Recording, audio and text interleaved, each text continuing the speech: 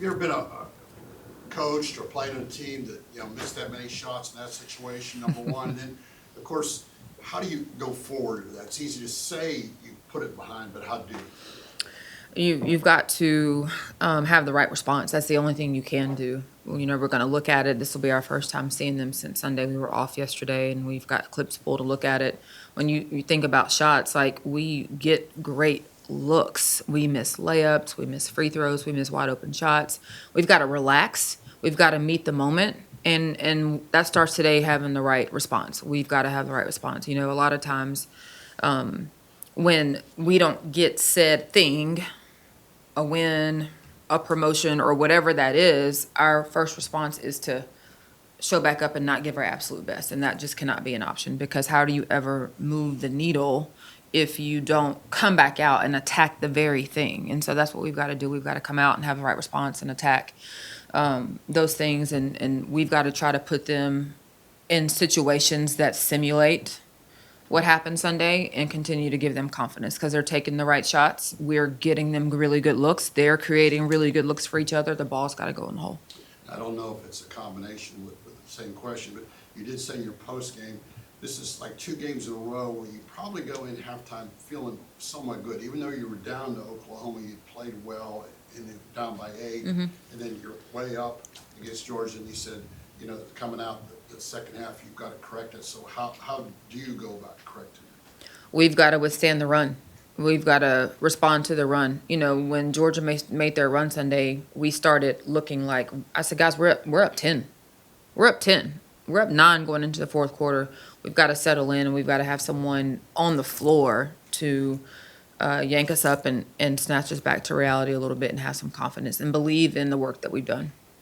Is there, and other than just, missing the shots, you said there were good looks, is there anything that you saw that changed between how the game was played first half, second half, that maybe allowed something like this to happen? I've watched it 3 times. And I don't know if I'm done watching it, but because we've got to figure it out. We've got to get that thing right. I can't say that Georgia came out and pressed in the third quarter. I thought we turned it over. Our turnovers, give them a ton of credit. At the end of the day, they wanted it more than we did. They got an offensive rebound on a free throw. They beat us to loose balls. So their want to and their resilience when things got tight was better than ours. From a basketball standpoint, we got the same looks. We ran the same plays. We missed the shot. And we've got to, I think all that comes with relaxing and not wanting it so bad to the point where we put too much pressure on ourselves. Knowing that, you still have your opportunity, you need to get that first SEC win. You want your team to be relaxed. How do you balance that with maybe playing with desperation of,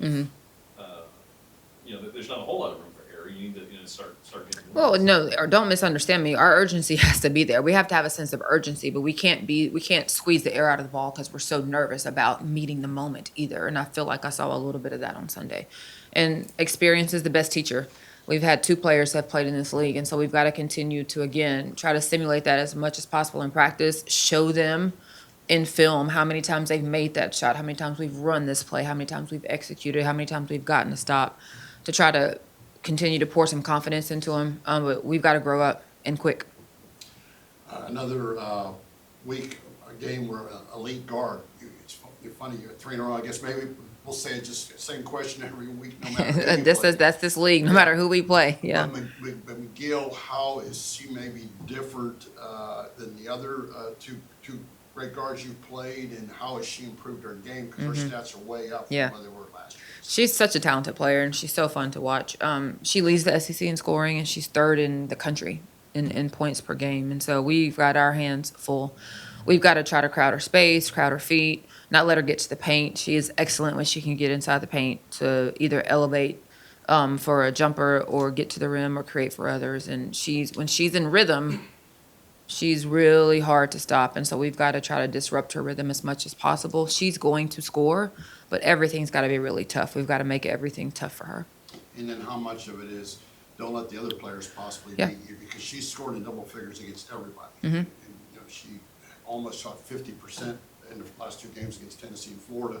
So South Carolina. Yeah. Excuse me. Yeah. Sorry. But what about the rest of the players? What, No, they're very an evenly offensive and defensive balanced team. You've got O'Neal, who has been excellent this year. When you look at the jump she made from last year to this year, and then Layla Reynolds has always been someone who I love her game and have a ton of respect for. So we've got a job to do. I think that part of it is no different than the job we have to do on Sunday and the job we have to do on Thursday. There's going to be multiple talented players every single Thursday, every single Sunday and Monday in this league.